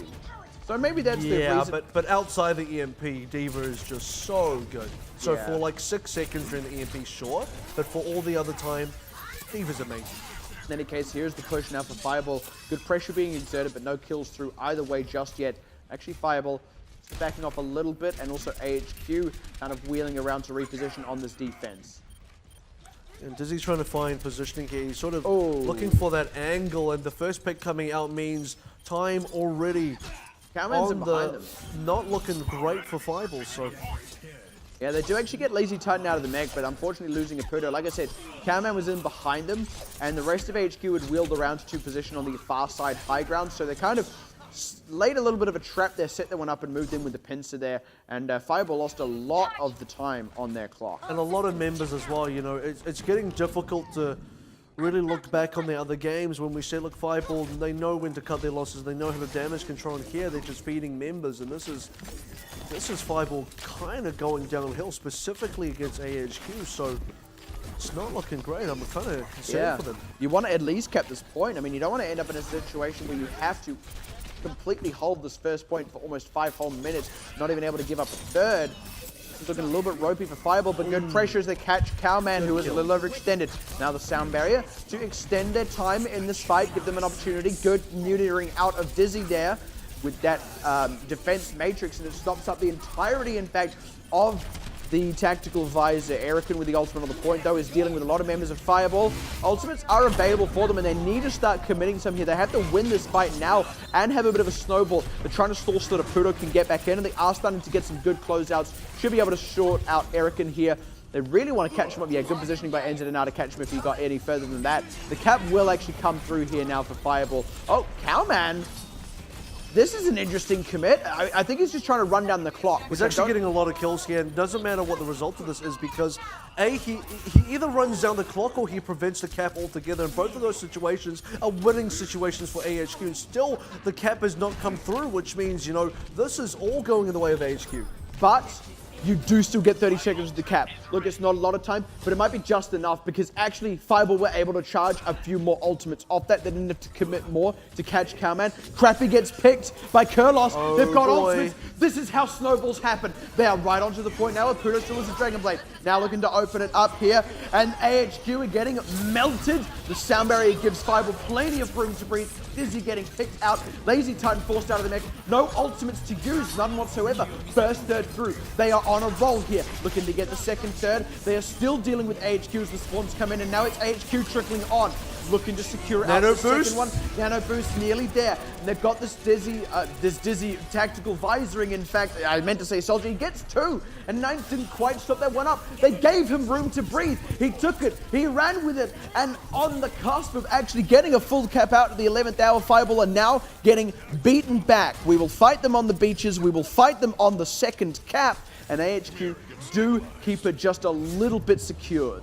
The final boss, Dizzy, like, this is why he is the hard carry of the team. Tac Visor secures 2 kills, gets a 3rd kill with just the regular shots and then the nano boost. He doesn't even need to stack both ultimates. I mean, getting the ultimate sort of staggered out like that, he just decimated that attack for Fireball, and it looked pretty dire because, like you said, the snowball coming out from Fireball was exceptionally good, but you can't ever win it off one full team. Like, you have to get that second team. There will generally always be a full wave of respawns before you can fully cap it out, and there were just enough good ults left in the AHQ bank to secure that one out, to just get the defense. Barely enough. I will say, though, Fireball got way more out of that than I feel AHQ should have given them. It looked like they could have been first held on that first point, and then suddenly they got a good fight, and then I don't disagree with what AHQ were trying to do with running down the clock, but also, like I said, they actually gave Fireball a lot of tools and a lot of opportunities to snowball, which they did. Sure, they didn't get the cap out, they didn't even get the second point, but they got over 50%. AHQ have to match that on the second point. That isn't actually quite as easy as you may think. It's not, but they have a decent amount of time to work with, and more time than you'd usually get on an attack on Temple of Anubis. So for AHQ, they can kind of play it like a normal attacking round. On first point, yes. But on that second point, you don't get that extra 4 minutes, right? You just kind of have to take what you get. You only get 30 seconds. So however much gets run down here, regardless as to whether the cap goes through, it's still going to be difficult for AHQ to get that progress on the second point unless they themselves get a snowball. That's absolutely true as well. So AHQ can't be too complacent about this. They need to be able to get themselves through with a fair amount of inertia behind them. Is he actually on this tracer once again? Lazy Titan struggling to find these picks here. They can't be waiting for this. They need to be able to get the party started, and they have Lazy Titan come in. I mean, Cowman already getting pressured out.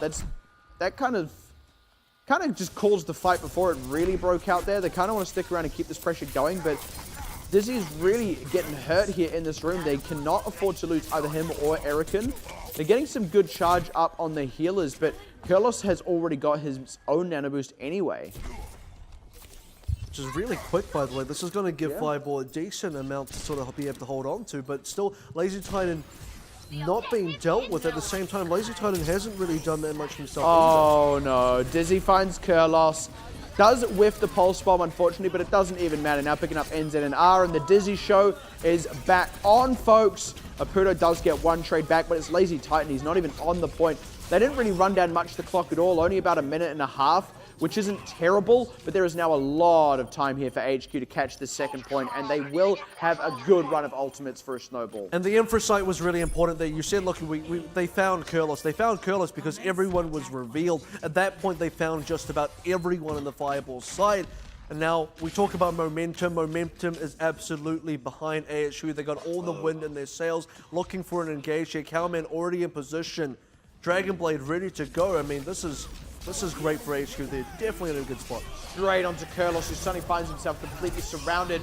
Apudo does strike back, catching Dizzy, and a good pulse bomb stops up Cowman, who wasn't quite able to commit the ultimate Fireball. They are actually on the cusp of winning this fight. They need to keep Rocket alive, though, and actually just barely keep Ninth in their mech.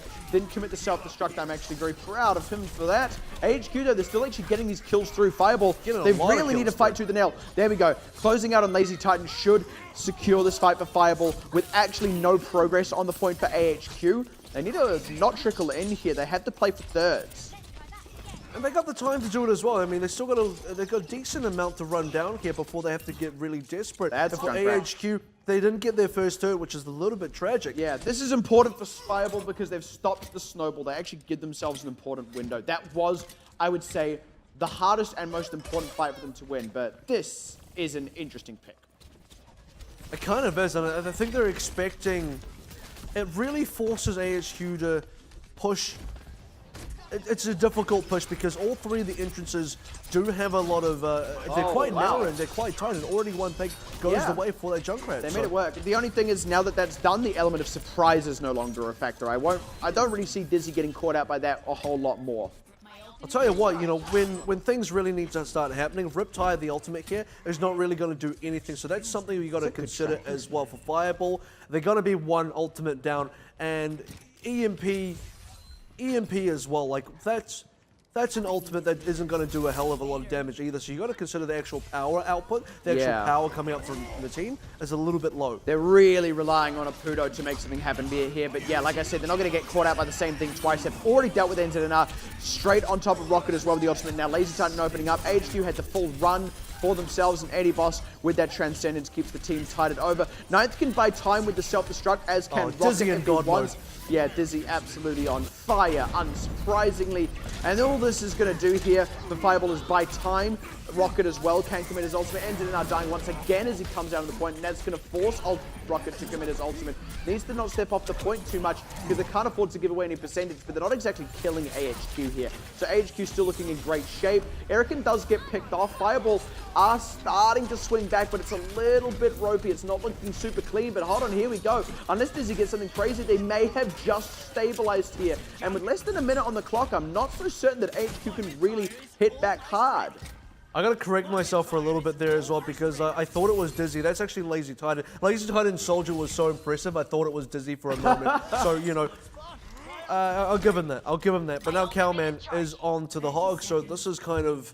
I prefer this pick out of him. I don't think his Genji's been doing that much work, and surprisingly, the Junkrat has been kind of hit or miss as well, to be honest, and I'm surprised NZNR is staying on this one. He is going, wow, when does that ever happen? Right now, and that has lost the game for AHQ, I almost guarantee it. Unless something absolutely nuts happens, they can't get enough progress on this. Look, they've got to go right now, and it's already a hard enough ask. They are in disarray. They're still waiting for respawns. They're going to have to go onto this point with the Transcendence to try and force the fight out. That's going to zone Lazy Titan way off to the side. He does get NZNR. He's really trying hard to make this one happen for his team. Apudo opens up with the Dragon Blade, takes out Lazy Titan, looking to get a few more, getting pressured on though by this Winston. Pulls back for just a moment, gives themselves the breathing room. And AHQ, I think No way indeed. Rocket gets pressured out. Oh no, I don't believe it. They will get the respawns through. There's still a lot of time. They've only got to kill AHQ once, but AHQ, they're getting closer than they ever should have. NZ now is desperately trying to hold down the fort for some respawns to come through. Who's even on this point now? It is Apudo buying the time, and Lazy Titan is still there, still getting kills, channeling his inner Dizzy, Nice stick. who is on the bottom. Yes, sticking Apudo. Fireball, even with that defender's advantage, might not be able to overcome this, even though they got 2 picks at the top of that last fight, might not be able to overcome this, even with taking other tanks, may not be able to overcome this, and it happens. AHQ push it through. What a roller coaster of assault.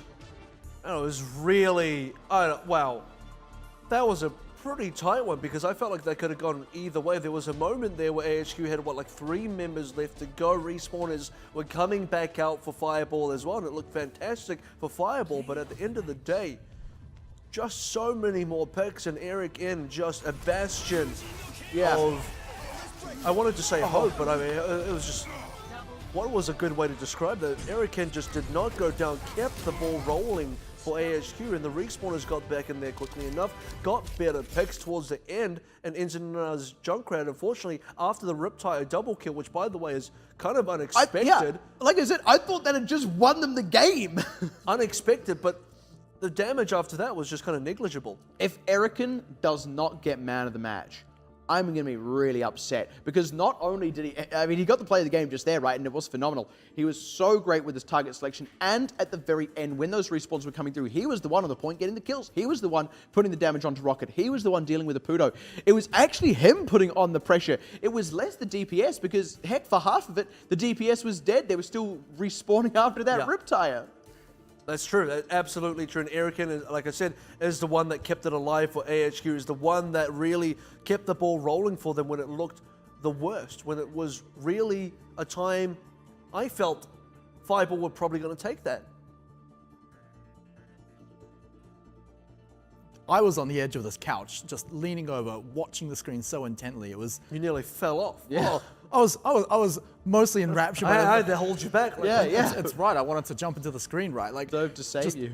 Just the fact that a Junkrat was about to beat AHQ on Temple of Anubis, I couldn't believe it. I want to get off Mr. Apudo's wild ride. It was NZNR though. I know, but just that was intense. That was a joy. You will get zero scrim experience against a Junkrat, so it would have been a little bit of a this Riptide comes a bit of a out. moment where you're like, huh?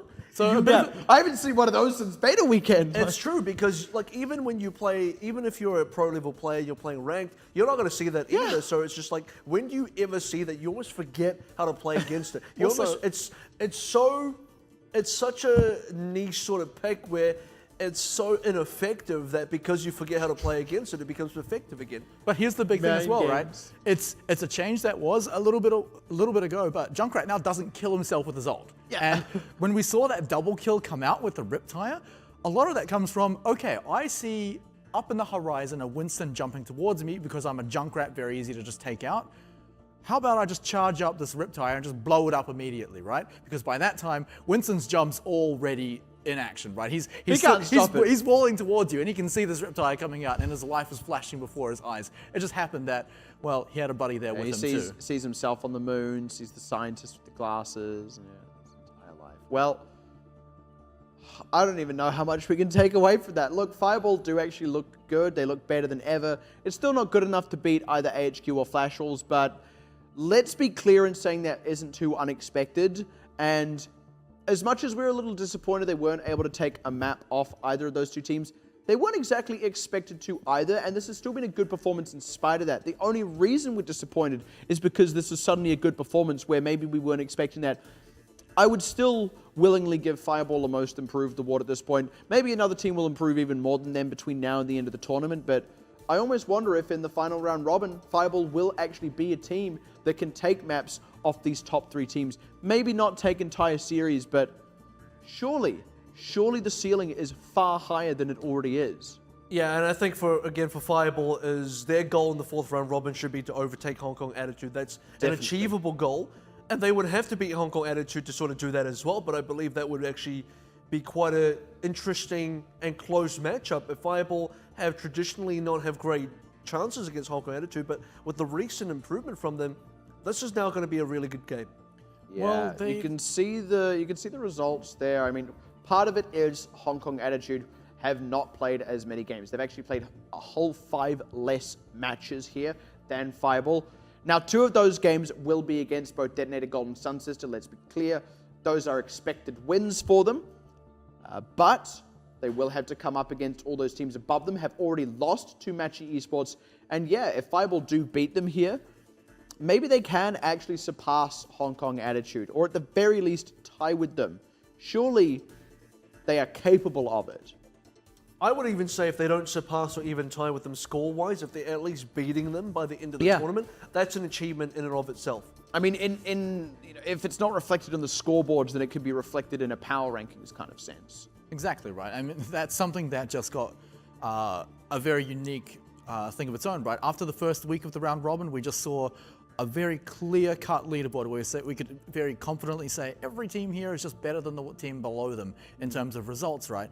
As the weeks went by, Marchi surprised everyone, upsetting Flash Wolves, climbing the table. They're now currently 4th, coming from 6th place as well. Now Fireball is looking to do the same thing. They haven't climbed in rankings yet, but remember, it took Marchi a while too, so Fireball might be primed to do the same thing. Yeah, and sure, I mean, compared to Matchy, it's too late Fireball to really be contesting that top 3, and even it may be too late for Matchy because that top 3 are incredibly good. There isn't much of a window to get into that top 3. It's very hard to get the foot in the door.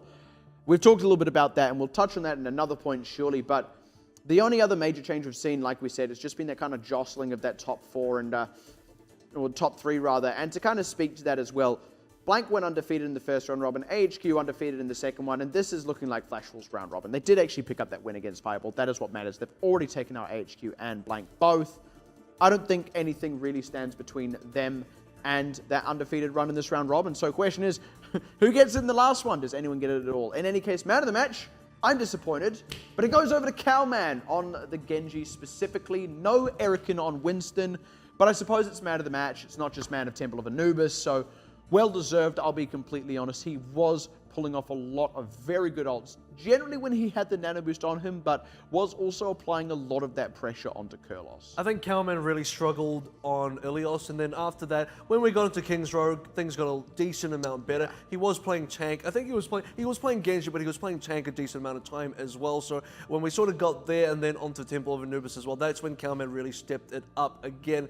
Specifically, you know, Jizzy is still sort of 50-50 on Tracer to me. Sometimes he'll just get these great sprees, sticks to Pulse One, gets the double kills, and then the other half of the time he's just unseen. So really when that half the time happens, that's when Cowman really steps up, and that's important for AHQ to continue going on. As much as Erican was very much the pressure on the front line, we didn't see him quite often on the back line. Cowman was always on the flanks. Yeah, well, let's go ahead and jump on into an interview with Victor's AHQ. And it is crappy to lose your player. 来，先跟大家解释一下，为什么今天是以这个造型亮相？因为你的队友很想要把你的刘海给拨开。Talk to us 他 about 每 your 个看 haircut. 我都说，哎、那个麻烦弄一下。对，没有，因为今天我来的时候，然后我就跟造型师说，我要一个最油的油头，这样。最油的油头，对就是现在看不出来是油的、啊。没有，然后后来他弄一弄，玩到一半之后就说，还是我帮你弄一个逗点头。豆然后我哦，最近很红的就是。对，然后我就蛮喜欢顺着别人的话讲，然后我就 He just wanted to go 我就想 for 说哎，你怎么知道我想要逗点头？ I 只是 guess 我 a 不会描 little 述 bit of 而 a 已那就 different 弄个 look 逗点头吧。 for 然后 today. 他就弄一个，灵感哪 He 里 just wanted to 来 sort 的？ of leave a 就是一个 little 逗 bit on 点 the 啊 side 是 and then 是 have the 对 fringe 所以我就弄 coming 一个 down. 逗点头，然后我就强迫我们的主坦 Eric 也跟我弄一个一样的逗点头，可是它是对称的方向，然后我们两个头拼在一起就会变成一个爱心。 And he Oh, wanted to sort of coordinate with Erican, who has the exact same haircut but opposite sides. 对，所以是想要当韩国的欧巴来着，是这样子吗？可以这么说，这是一个韩国欧巴现在流行的头发。哦，好的，那我们的那个 Crappy 欧巴想请问一下，你们现在那个 OPC 啊，你们在312的阵容啊，其实我们的分析台认为是最强的呢。那最近在尝 Alright, 试 so 一 the 些 analysts 刺 say 客 that 阵， you 在 have the 跟 best triple Fireball tank 打 in 完 the 之后， tournament? 你觉得整个团队你给自己打几分呢？ How would you rate yourselves right now? 我只能给50分。 50分不及格 Let's 哎， say we 这 only 教练这样可以 we 吗？ played sort of 因为 50 out of 上礼 100拜的话， today. 是我给30分，然后这礼拜我们进步了20分，没拜，也是然后希有进步望明天我们可以进步到及格的程度。因为今天这样打起来，我觉得还算是也算是不太及格啊，我觉得。 He says 没有打得 hopefully 特 we 别出 can 色。 do even 因为 better 出色 tomorrow. 刺客 Today 阵应该 wasn't a great 就是那个 performance. 雪球一滚起来，就是完全没办法解决，就是从比如说推车图就就应该从头到尾都一路很顺这样子推到底，然后永远都不会停下来。 He says it's 对嘛？那因为 if 你 you 担 play 任主 triple 攻 tank 嘛， well, 在 you can 3月 diff 的时候， ball 你 quite 队友 easily, 们 and 都 it's 在 very 你的视 difficult 线 to 范围 stop. 内，但是现在要改成了刺客阵的时候，他们其实不在你的视线了，这样子会差异最大在哪边呢？阵型从312换成刺客阵的时候，其实对我来说差别最大的是我能掌控的东西越来越少。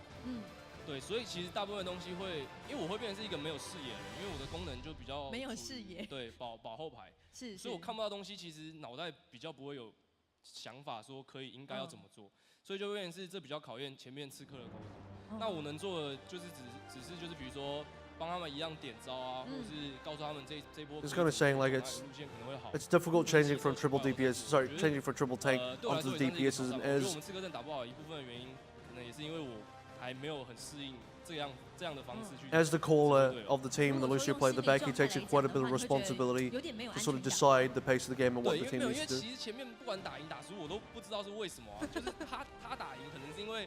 你想要抓战 He 犯 actually says he 也 doesn't 抓不到 know sometimes how the frontliners are winning because he can't see. 我就没有办法知道到底是为什么打赢，为什么打输，很难知道。 He also doesn't know 好 if 还 they 是 lose, 感 he 谢 doesn't know how 接 they're 受我们的 losing 赛后 because he 访 can't 问， see. 恭喜 HQ 赢得了这一场比赛呢。但是不要急着走开，明天是端午连假第3天，比 So 赛一样 that's 会 the 在下午2 interview 点 with 准时开 Crappy 打 from。HQ. 但是 Well, there we'll go, and we'll certainly get a little bit more of a look into HQ as well, and they go ahead and hit up the couches. Interesting that they felt they had a bit of a rough performance, because I think actually Fireball kind of took both of these teams by surprise tonight.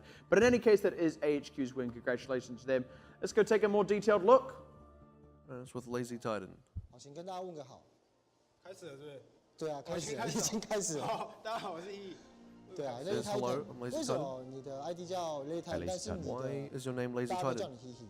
因为 Lazy Titan 是我刚买这游戏的时候，就他有预设 ID 嘛，就我叫 Lazy Titan，然后我就没改。 So when he first started playing Overwatch, he decided on Lazy Titan. He's 也 just 有人叫 Lazy Titan，而且开外挂。 sort of 对 never changed, 然 and 后下次再排一场，就说大家就说这个我是外挂，然后我 He 是傻 says 眼，然后我之后遇到才知道。 it looked like no one else had Lazy Titan, so 所以 he 刚好 wanted to be the 趁这个 first. 时候可以澄清一下，那不是你本尊就对了。那不是我，那不是我，对对对对，我很烂。对，我们可以也想跟你聊一下，就是其实你算是蛮资深的选手，当然 Overwatch 的比赛才刚开始，但过去你已经是酝酿很长的一段时间，你比赛的时间其实应该是超过5年前。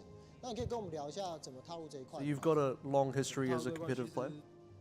就是小时候跟表哥常爱跑网咖，就爱打游戏啊。